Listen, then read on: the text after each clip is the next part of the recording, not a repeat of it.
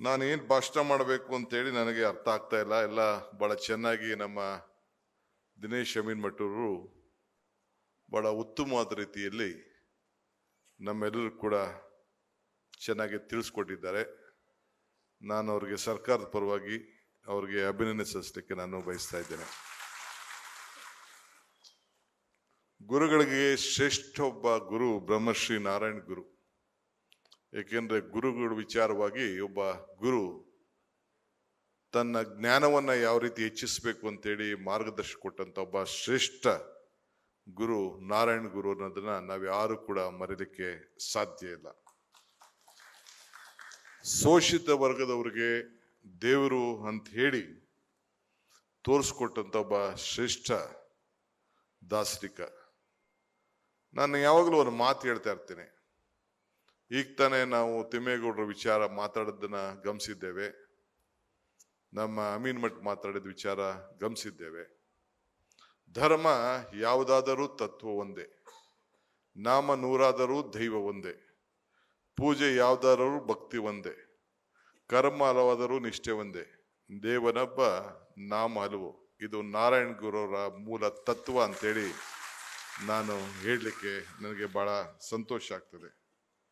ಜಾತಿ ಕೇಳಬೇಡ, ಧರ್ಮ ಕೇಳಬೇಡ, ಜಾತಿನೂ ನೀ ಹೇಳಬೇಡ, ಜಾತಿ ಮಾಡದೆ ನಿನ್ನ ಬದುಕನ್ನ ಸಾಗು ಅಂತ ಕೂಡ ಅವರು ಹೇಳಿದ್ದನ್ನ ಅನೇಕ ಅವರ ಇತಿಹಾಸ ಪುಟದಲ್ಲಿ ನಾನು ನೋಡಿದ್ದೇನೆ.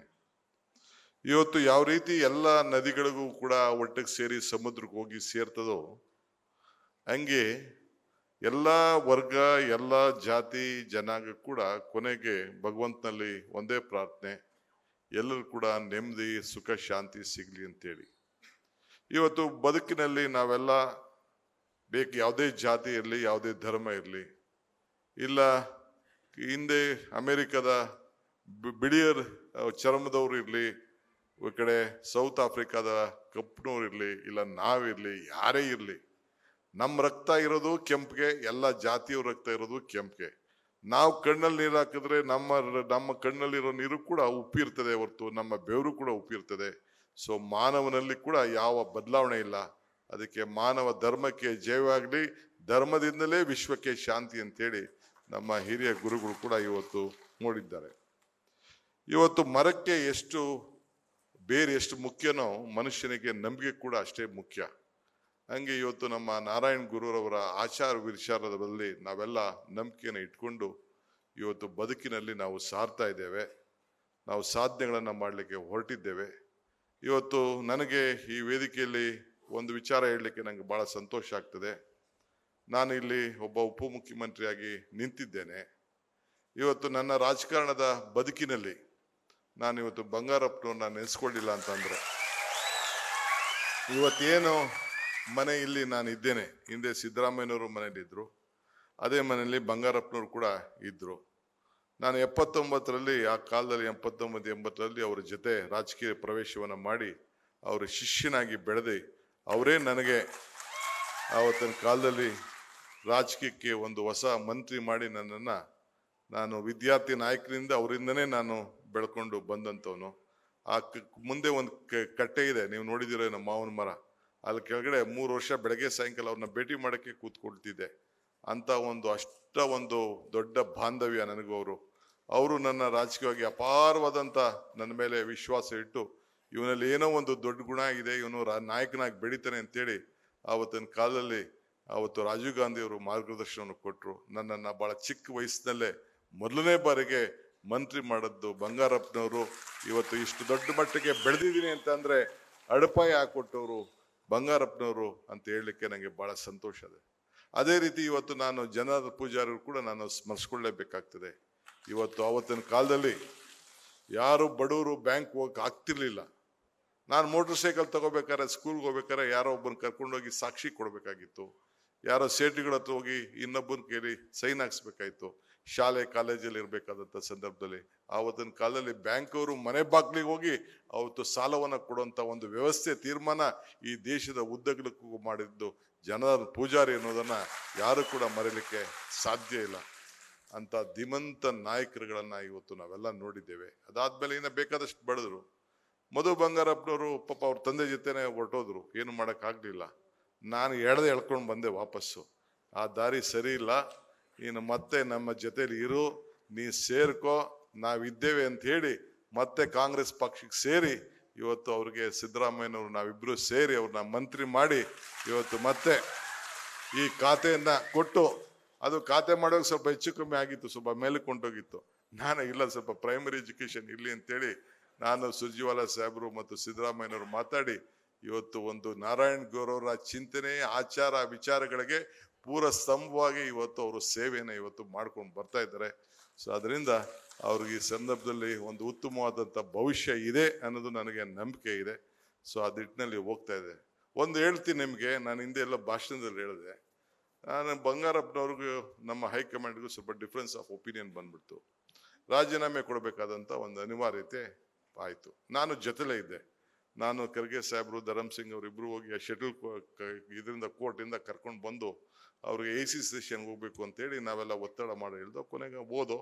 ಕೊನೆಗೆ ರಾಜೀನಾಮೆ ಕೊಡಬೇಕಾಗಿ ಬಂತು. ಅದಾದ್ಮೇಲೆ ನಾನು ಮತ್ತು ಬೆಳ್ಳಿಯಪ್ಪ ಇಬ್ಬರು ಮಂತ್ರಿಗಳಿದ್ದೋ, ನಾವಿಬ್ರು ಅವ್ರ ಮನೆಗೆ ಹೋದೋ. ಮನೆಗೆ ಹೋಗಿ ಕೇಳ್ದೋ, ನಾವೇನು ಮಾಡಬೇಕು ಮುಂದಕ್ಕೆ ಅಂತ ಕೇಳ್ದೋ. ಅವರು ಹೇಳಿದ್ರು ಮುಂದಕ್ಕೆ ಹೋಗ್ಬೇಕು, ಏನು ಮಾಡಬೇಕು ಅಂತ ಕೇಳಿದಾಗ ಅವರು ನನ್ನ ಹಿಂದೆ ಬಾ ಅಂತ ಅವ್ರು ಹೇಳಲಿಲ್ಲ. ಅವರು ಬೇರೆ ಪಕ್ಷ ಕಟ್ಟಬೇಕು ಅನ್ನೋದು ಅವ್ರ ತಲೆಯಲ್ಲಿ ಸ್ವಲ್ಪ ಆಲೋಚನೆ ಬಂದಿತ್ತು. ಆದರೂ ನನ್ನ ರಾಜಕೀಯದ ಪರಿಸ್ಥಿತಿ, ನನ್ನ ಭಾಗದ ಪರಿಸ್ಥಿತಿಯನ್ನು ಗಮನದಲ್ಲಿ ಇಟ್ಕೊಂಡು ನನ್ನ ಹಿಂದೆ ಬಾ ಅಂತ ಅವ್ರು ಕರೀಲಿಲ್ಲ. ಅವರು ನೀನು ಹೋಗಿ SM ಕೃಷ್ಣ ಜೊತೆ ಸೇರ್ಕೊ ಅಂತೇಳಿ ನನಗೆ SM ಕೃಷ್ಣ ಅವ್ರ ಕಡೆ ಜೊತೆಗೆ ಅವರು ಸೇರಿಸಿದ್ರು. ಸೊ ಇದು ಕೆಲವರೆಲ್ಲ ಇನ್ನು ನಾನು SM ಕೃಷ್ಣ ಶಿಷ್ಯ ಅಂತ ಹೇಳ್ತಾರೆ. ನಾನಿಲ್ಲ, ನನಗೆ ರಾಜಕೀಯವಾಗಿ SM ಕೃಷ್ಣ ನನಗೂ ಬೇಕಾದಷ್ಟು ವಿಚಾರ ಸಂಬಂಧ ಬಾಂಧವ ಎಲ್ಲ ಇದ್ರೂ ಕೂಡ ನನಗೆ ಮಾರ್ಗದರ್ಶನ ಕೊಟ್ಟು ಅಡಿಪಾಯ ಹಾಕಿದ್ದು ಇದು ಬಂಗಾರಪ್ಪನವರು ಅನ್ನೋದನ್ನ ನನಗೆ ಹೇಳ್ಕೊಳ್ಳಿಕ್ಕೆ ನನಗೆ ಬಹಳ ಸಂತೋಷ ಆಗ್ತದೆ.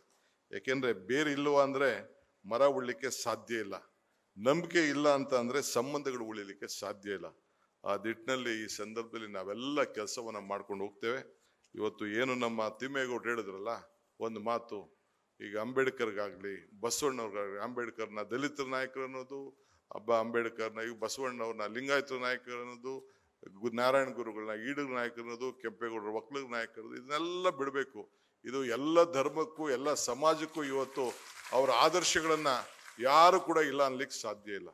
ನಾನು ನನ್ನ ಪ್ರೆಸ್ ಸೆಕ್ರೆಟರಿ ನನಗೆ ಬರ್ಬೇಕಾದ್ರೆ ಕೆಲವು ವಿಚಾರಗಳನ್ನ ಚರ್ಚೆ ಮಾಡ್ತಿದ್ದೆ. ನಾವು ಅವತ್ತು ಶ್ರೀಲಂಕಾಗೆ ಹೋಗ್ತಾರೆ ನಾರಾಯಣ ಗುರುಗಳು. ಶ್ರೀಲಂಕಾದವರು ಕೇಳ್ತಾರೆ ಇವ್ರಿಗೆ ಏನಾದ್ರು ಒಂದು ವಿಚಾರವನ್ನ ತಿಳಿಸಿ, ಇಲ್ಲಿ ಬಗ್ಗೆ ದೊಡ್ಡ ಇದೆಯಲ್ಲ ಏನ್ ಮಾಡ್ಬೇಕು ಅಂತ.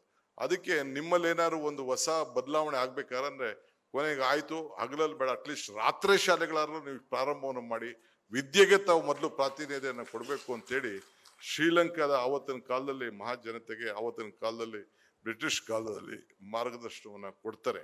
ಹಂಗೆ ಇವತ್ತು ಅದಾದ್ಮೇಲೆ ನೂರಾರು ಜನನ್ನ ಅವತ್ತು ಸರ್ಕಾರಕ್ಕೆ, ಆ ಸರ್ಕಾರ ಬ್ರಿಟಿಷ್ ಸರ್ಕಾರ ಅವತ್ತಿನ ಕಾಲದಲ್ಲಿ ಅವ್ರಿಗೆ ಉದ್ಯೋಗವನ್ನ ಕೊಡುವಂತ ವ್ಯವಸ್ಥೆ ಆಗ್ತದೆ. ಹಂಗೆ ಇವತ್ತು ಸಿಕ್ದಂತ ಅವಕಾಶದಲ್ಲಿ ಇವತ್ತು ಸಿದ್ದರಾಮಯ್ಯನವರು ನಿಮ್ಗೆ ಈ ಒಂದು ಇದನ್ನ ಮಾಡ್ಲಿಕ್ಕೆ, ಈ ಜಯಂತಿಯನ್ನು ಆಚರಣೆ ಮಾಡ್ಲಿಕ್ಕೆ ಹಿಂದೆ ಅವರೊಂದು ದಿಟ್ಟವಾದಂತ ತೀರ್ಮಾನ ಮಾಡಿದ್ರು. ಯಾರೋ ಕೇಳ್ತಾರೆ ಬೋರ್ಡ್ ವಿಚಾರ, ಏನ್ ಚಿಂತೆ ಮಾಡ್ಬೇಕಾಗಿಲ್ಲ, ಇನ್ನೊಂದು 5-6 ದಿನ ಅಷ್ಟೇ. ನಾವು ಸಿದ್ದರಾಮಯ್ಯನವರು ಮತ್ತು ಹೈಕಮಾಂಡ್ ಕೂತ್ಕೊಂಡು ನಿಮ್ಮ ಸಮಾಜದ ಕೆಲವು ನಾಯಕರುಗಳಿಗೆ ಎಲ್ಲೆಲ್ಲಿ ಯಾವ ಸ್ಥಾನ ಕೊಡಬೇಕು ಅಂತೇಳಿ ಈಗಾಗಲೇ ಅನೇಕ ತೀರ್ಮಾನವನ್ನ ನಾವು ಮಾಡಿದ್ದೇವೆ. ಸದ್ಯದಲ್ಲಿ ಅದು ಘೋಷಣೆ ಆಗ್ತದೆ. ನಮ್ಗೆ ಗೊತ್ತಿದೆ, ನಿಮ್ಗೆ ಯಾರು ಸಂಸ್ಥೆ ಮಾಡಬೇಡ ಅಂತ ಹೇಳಿದ್ರು, ಬಹುಶಃ ತಿಮ್ಮೇಗೌಡರು ಮರ್ತಿರ್ಬೇಕು ಅಂತ ಕಾಣಿದ್ರು. ಆವತ್ತಿನ ಕಾಲದಲ್ಲಿ ಬಂಗಾರಪ್ಪನವ್ರು ಅವ್ರಿಗೆ ಹೇಳಿದ್ರು ಇಂಜಿನಿಯರಿಂಗ್ ಕಾಲೇಜ್ ಮಾಡುವಂತ, ನೆನಪಿದೆಯಾ ತಿಮ್ಮೇಗೌಡ್ರೆ? ಆರ್ವಳ್ಳಿಲಿ ಅರ್ಜಿ ಹಾಕಿದ್ರಿ, ನೀವು ಅರ್ಜಿ ಕೊಟ್ಟಿದ್ರು, ಆಗ್ಲಿಲ್ಲ. ಸೊ ಹಂಗೆ ಅವಕಾಶ ಇವತ್ತು ಏನು ಇಲ್ಲ ಅನ್ನೋದು ತಿಳ್ಕೊಳ್ಕೋಬೇಡಿ. ನಮ್ಮ ಸರ್ಕಾರ ಇಂಜಿನಿಯರಿಂಗ್ ಕಾಲೇಜ್ಗಾರು ಹಾಕೊಳ್ಳಿ, ಮೆಡಿಕಲ್ ಕಾಲೇಜಾರು ಹಾಕೊಳ್ಳಿ, ನಮ್ಮ ಸರ್ಕಾರ ಕೊಡ್ಲಿಕ್ಕೆ ನಾವು ಬದ್ಧವಾಗಿದ್ದೇವೆ. ಸಿದ್ದರಾಮಯ್ಯನವರು ಕೊಡ್ಲಿಕ್ಕೆ ನಾವು ಬದ್ಧವಾಗಿದ್ದೇವೆ. ಇವತ್ತು ನೀವೆಲ್ಲ ಸೇರ್ಕೊಂಡು ನೀವು ತೀರ್ಮಾನ ಯಾವ ಬೇಕಾದ್ರೂ ಮಾಡಿ. ಹಂಗೆ ನಮ್ಗೆ ದೇವರು ವರನೂ ಕೊಡುದಿಲ್ಲ, ಶಾಪನೂ ಕೊಡುದಿಲ್ಲ, ಅವಕಾಶ ಮಾತ್ರ ಕೊಡ್ತಾನೆ. ನಮ್ಮ ಸರ್ಕಾರ, ನಿಮ್ಮ ಸರ್ಕಾರ, ಕಾಂಗ್ರೆಸ್ ಸರ್ಕಾರ ನಿಮ್ಮ ಬದುಕಿನಲ್ಲಿ ಬದಲಾವಣೆಯನ್ನು ಮಾಡಲಿಕ್ಕೆ, ನಿಮ್ಗೆ ಶಕ್ತಿಯನ್ನು ತುಂಬಲಿಕ್ಕೆ ನಾವು ಬದ್ಧವಾಗಿದ್ದೇವೆ ಅನ್ನೋ ಮಾತನ್ನ ಈ ಸಂದರ್ಭದಲ್ಲಿ ಹೇಳಲಿಕ್ಕೆ ನಾನು ಬಯಸ್ತೇನೆ.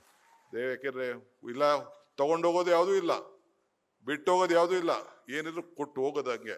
ಹಂಗೆ ಇವತ್ತು ಭೂಮಿ ನಾವು ಉಳ್ತೀವಿ, ಹೊಲ ಉಳ್ಳಿಲ್ಲ ಅಂದ್ರೆ ಏನು ಕೂಡ ಆಗ್ಲಿಕ್ಕೆ ಸಾಧ್ಯ ಇಲ್ಲ. ಹೊಲ ಉಳ್ಬೇಕಾದ್ರೆ, ಮಟ್ಟ ಆಗ್ಬೇಕಾದ್ರೆ ಭೂಮಿ ಉಳ್ಬೇಕು, ಹಂಗೆ ಶ್ರಮ ಇರಬೇಕು. ಎಲ್ಲಿ ಶ್ರಮ ಇದೆಯೋ ಅಲ್ಲಿ ಫಲ ಇದೆ. ಆದ್ರಿಂದ ಬೇರು ಇಲ್ಲ ಅಂತಂದ್ರೆ ಯಾವ ಮರನೂ ಉಳಿಲಿಕ್ಕೆ ಸಾಧ್ಯ ಇಲ್ಲ. ಹಂಗೆ ಗಟ್ಟಿಯಾಗಿರ್ಬೇಕಾದ್ರೆ ತಮ್ಮ ಆದರ್ಶಗಳು, ಚಿಂತನೆಗಳು ಇವತ್ತು ಮಾಡ್ಕೊಂಡು ಹೋಗಿ. ಇನ್ನ ಬಹಳ ಅನೇಕ ವಿಚಾರಗಳನ್ನ ಹಂಚ್ಕೊಳ್ಳಿಕ್ಕೆ ಇಷ್ಟ ಇದ್ರು ಕೂಡ ಬೇರೆ ಸಂದರ್ಭದಲ್ಲಿ ಹಂಚ್ಕೊಳ್ಳಿಕ್ಕೆ ಪ್ರಯತ್ನವನ್ನು ಮಾಡ್ತೇನೆ. ನಮ್ಮ ಸರ್ಕಾರ, ನಮ್ಮ ನಾಯಕರಾದ ಸಿದ್ದರಾಮಯ್ಯನವರು ನಾವೆಲ್ಲ ಕೂಡ ನಿಂತ್ಕೊಂಡು ನಮಗೆ ವಿಶೇಷವಾದಂತ ನಿಮ್ಮ ಸಮಾಜದ ಬಗ್ಗೆ, ಯಾಕೆಂದ್ರೆ ನಂಬಿಕೆಗೆ ಹರ್ರು ಏನಾದ್ರು ಮಾತು ಕೊಟ್ರೆ ತಾವು ಉಳಿಸ್ಕೊಳ್ತೀರಿ ಅನ್ನೋ ಒಂದು ನಿಮ್ಮ ಮೇಲೆ ಅಪಾರವಾದಂತ ನಂಬಿಕೆ ಇದೆ. ಅವರು ಕೆಲವರು ಹೇಳ್ದಂಗೆ ಅಮೀನ್ ಮಠ್ ಬಹಳ ಚೆನ್ನಾಗಿ ಹೇಳಿದ್ರು. ಸುಮ್ಮನೆ ಎಲ್ಲೋ ನಾರಾಯಣ ಗುರುಗಳ ತತ್ವದ ವಿರುದ್ಧವಾಗಿ ಕೆಲವರು ಮಂಗಳೂರಿನಲ್ಲಿ ಪಾಪ ಒಬ್ಬರು ಕೂಡ ಏಟ್ ಹೊಡೆಯವರು ನೀವೇ ಆಗಿದ್ದೀರಿ, ಅನುಭವಿಸೋರು ನೀವೇ ಆಗಿದ್ದೀರಿ, ನಿಮ್ಮನ್ನು ಬೇರೆಯವರು ಉಪಯೋಗಿಸ್ಕೊತಾ ಇರೋದೇ ಹೊರತು ಅವ್ರು ಯಾರು ಕೂಡ ತಗಲಾಕೋತಾ ಇಲ್ಲ. ಇದನ್ನ ತಾವು ಬಹಳ ದೂರದೃಷ್ಟಿಯಿಂದ ತಾವು ಆಲೋಚನೆಯನ್ನ ಮಾಡಬೇಕು. ಸೊ ಅದರಿಂದ ನಿಮ್ಮ ನಾಯಕತ್ವವನ್ನು ಬೆಳೆಸಲಿಕ್ಕೆ, ಆರ್ಥಿಕವಾಗಿ ಶಕ್ತಿ ಕೊಡ್ಲಿಕ್ಕೆ, ರಾಜಕೀಯವಾಗಿ ಶಕ್ತಿ ಕೊಡ್ಲಿಕ್ಕೆ, ಸಾಮಾಜಿಕವಾಗಿ ಶಕ್ತಿ ಕೊಡ್ಲಿಕ್ಕೆ, ಶಿಕ್ಷಣ ಕ್ಷೇತ್ರ ಕೊಡ್ಲಿಕ್ಕೆ ಈ ನಮ್ಮ ಸರ್ಕಾರ ಬದ್ಧವಾಗಿದೆ, ನಿಮ್ಮ ಜೊತೆಲಿ ಇರ್ತದೆ ಅನ್ನೋ ಮಾತನ್ನ ಈ ಸಂದರ್ಭದಲ್ಲಿ ಹೇಳಿ, ಮಿಕ್ಕಿದ ವಿಚಾರನ್ನ ಮುಖ್ಯಮಂತ್ರಿಗಳಿಗೆ ಬಿಡ್ತೇನೆ ಅನ್ನೋ ಮಾತನ್ನ ಹೇಳಿ ನನ್ನ ಮಾತನ್ನು ಮುಗಿಸ್ತೇನೆ. ಇವತ್ತು ನಾನು ಕರೆಸಿ, ಹಿಂದೆ ಕೂಡ ನಾನು ನಮ್ಮ ವೇದಕುಮಾರ್ ಇದ್ದಾರೆ, ಹಿಂದೆ ನಿಮ್ಮ ಜಾಗದಲ್ಲಿ ಇದರಿಂದ ಸಂದರ್ಭದಲ್ಲಿ ನಮ್ಮ ಬನ್ನೇರುಘಟ್ಟ ರೋಡದಲ್ಲಿ ಅವತ್ತು ಕೂಡ ನನ್ನನ್ನು ಉಪಯೋಗಿಸ್ಕೊಂಡು ಆಗ ನಮ್ಮ ಪೂಜಾರಿ ಅವರು ಕಳಿಸಿ ನ್ಯಾಯ ಸರಿ ಮಾಡಿಕೊಡ್ಬೇಕು ಅಂತೇಳಿ ಆವತ್ತು ಕೂಡ ಆ ಸಂಸ್ಥೆಗೆ ನನ್ನದೇ ಆದಂಥ ಒಂದು ಸಣ್ಣ ಕೊಡುಗೆ ಇದೆ. ಸೊ ಹಂಗೆ ಇವತ್ತು ನಾನು ಕೂಡ ಈ ಸಂದರ್ಭದಲ್ಲಿ ಮುಂದಕ್ಕೆ ಯಾವತ್ತೂ ಕೂಡ ನಮ್ಮನ್ನು ಉಪಯೋಗಿಸ್ಕೊಳ್ಳುವಂಥ ಕೆಲಸ ನೀವು ಮಾಡಿ. ನಾನು ಜಾತಿ ಮೇಲೆ ನಿಂತ್ಕೊಳ್ಳೋನಲ್ಲ, ಪ್ರೀತಿ ಮೇಲೆ, ವಿಶ್ವಾಸಕ್ಕೆ, ಮಾನವ ಬಂಧುತ್ವದ ಮೇಲೆ ನನಗೆ ನಂಬಿಕೆ ಇಟ್ಕೊಂಡು ಇರೋನು ಅನ್ನೋ ಮಾತನ್ನು ಹೇಳಿ ನನ್ನ ಮಾತನ್ನು ಮುಗಿಸ್ತೇನೆ. ನಮಸ್ಕಾರ. ನ್ಯೂಸ್ ಫಸ್ಟ್, ನಿರ್ಭೀತಿಯಿಂದ ನಿಮ್ಮ ಪರವಾಗಿ.